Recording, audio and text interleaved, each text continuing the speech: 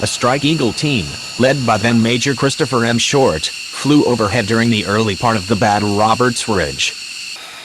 The national recognition of the survivors of the Battle of Roberts Ridge in August 2018 has begun to have an effect on the way Air Force members pause to reflect on the history and heritage of the service. As told by Technical Sergeant Darrell Nee, Air Combat Command Public Affairs, in the article Evolution of Combat, Strike Eagle hits turning point in Armed Overwatch mission set. One snapshot reflection focuses on the integration of the F-15E Strike Eagle fighter aircraft as a valued contributor to the Close Air Support mission set. Close air support takes place when enemy forces engage in proximity to friendly ground forces. The friendly forces then identify a target and communicate with the air assets overhead to direct a coordinated attack against the enemy. Sometimes, the enemies are very close to the friendly forces, which doctrine calls danger close. The threat to harming friendlies during a danger close strike is high, and it requires a certain precision skill set reinforced in combat aircraft pilot training across the Air Force. A Strike Eagle team, led by then Major Christopher M. Short, flew overhead during the early part of the battle Roberts Ridge. Short, who is now Brigadier General, said the lessons learned from initial operations in Afghanistan changed the fighter community culture as a whole and directly contributed to the advancement of Strike Eagle CAS training. I went from a culture where the weapons officers would say, "We don't do close air support in this airplane," to the brief starting out that the reason we're going to Afghanistan is for that 18-year-old on top of the mountain with an M16, he said. But the transition mindset wasn't easy, and it has to do with what the Strike Eagle is and how the Air Force used it. The Strike Eagle needs 2 crew members, a pilot and a weapons system officer. The F-15E model is designed as a dual-role fighter as it can engage targets in the air and on the ground. The aircraft can carry the most weapons in the Air Force inventory, including an internally mounted 20mm multi-barrel gun that can carry up to 500 rounds. The pilot controls the gun, and the weapons systems officer controls the other munitions. For the most part before 2001, the Air Force employed the Strike Eagle as an interdiction asset, breaking through a line of aircraft to deliver guided strikes against command and control facilities to destroy the leadership structure of the enemy. Often, the mission set did not include CAS, and the at-home training reflected that mentality. But that all changed after Operation Anaconda, the larger effort to remove Al-Qaeda forces from the Shahi Valley and Arma Mountains. Roberts Ridge, also known as the Battle of Takur Ghar, was one of the deadliest engagements of Operation Anaconda. After this operation kicked off, it was obvious it was much different, Short said. All of a sudden, we're doing close air support on every sortie. The squadron commander was putting anyone who had previous CAS experience in the front lines, because we didn't really train to this mission set. Short said he was the only pilot in the formation to ever shoot the 20mm gun from the air to the ground. He credited his time in an A-10 Thunderbolt to attack aircraft for helping him keep his shots on target.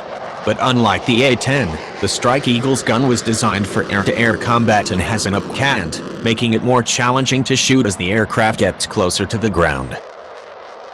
Short was in communication with the team on the mountainside, and they requested support.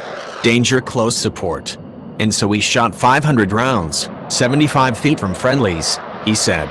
And my wingman made 5 passes and shot 500 rounds, having never done it before.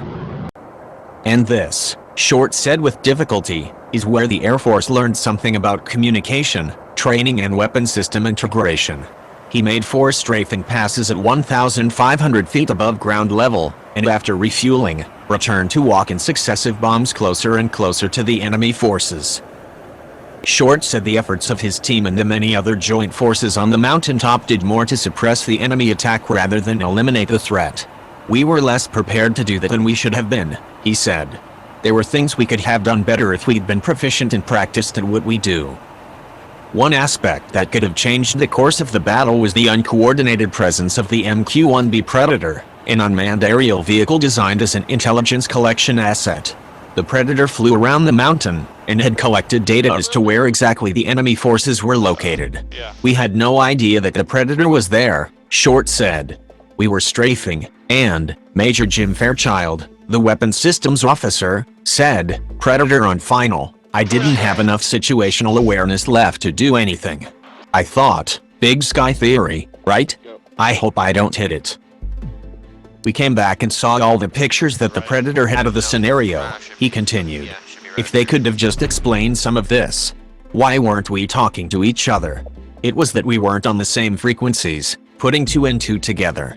We could have spent 45 minutes over them, making low passes, dropping flares and letting everybody know we knew they were down there. I'll live it 1,000,000 times over. But while there were difficulties on seamlessly integrating, the overall support from the air assets overhead, including the F-16 Fighting Falcon fighter aircraft, the AC-130 gunship, the Joint Surveillance and Target Attack Radar System, the F-18 Hornet and A-10 gave the ground forces a chance to disengage, take the initiative and win the fight. After the battle was over, the time had come to extrapolate and collate the combat data to see how the Defense Department could grow into the well-oiled warfighter it is today.